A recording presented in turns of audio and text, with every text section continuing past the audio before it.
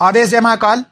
जब कोई साधक अपने घर के मंदिर में बैठकर रोज नियम से मंत्र जाप, पाठ या साधना करता है तो वो सोचता है कि उसकी ये पूजा सीधे भगवान तक पहुंच रही है।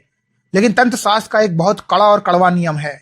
अगर आपकी दहलीज अपवित्र है या आपके बैठने का तरीका गलत है तो आपके मंत्रों से पैदा होने वाली दिव्य ऊर्जा को भगवान के पास पहुंचने से पहले ही रास्ते में भटक रही कोई गंदी हवा, अतृप्त आत्मा या प्रेत पूरी तरीके से चुरा लेता है, यानी ग्रहण कर लेता है।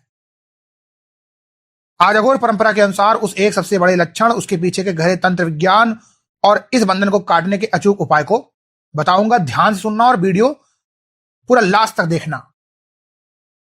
देखो, जब आप आसन पर बैठकर मंत्रों का जाप शुरू करते हैं तो जाप के दौरान आपके पूरे शरीर में अचानक बहुत तेज और कड़ा आलस आने लगता है। आपको लगातार ऐसी उबासी आती है जिससे आंखों से पानी बहने लगता है और ठीक पूजा के बीच में ही आपका मन अकारण बहुत चिड़चिड़ा और गुस्से से भर जाता है।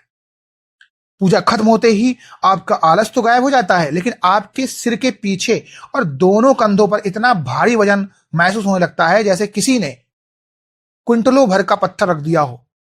अगर वर्षों की पूजा के बाद भी आपके घर में बीमारियां, दरिद्रता और कलेश बढ़ता ही जा रहा है तो ये इस बात का साफ प्रमाण है कि आपकी साधना की पूरी कमाई को कोई प्रेत खा रहा है।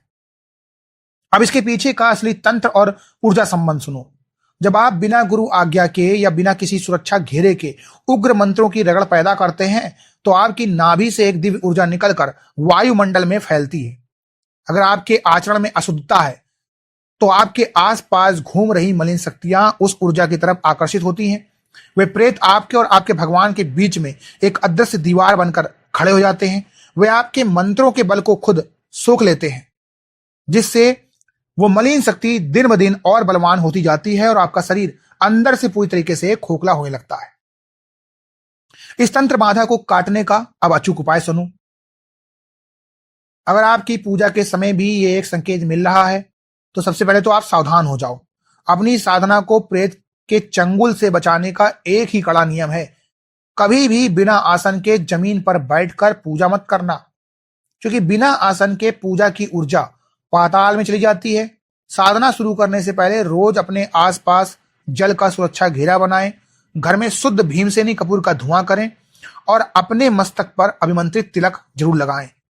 पाखंडियों के दिखावे से दूर रहें, अपने चरित्र को साफ रखो और पूरे भरोसे के साथ महाकाल के चरणों में लीन रहो। आदेश जय महाकाल।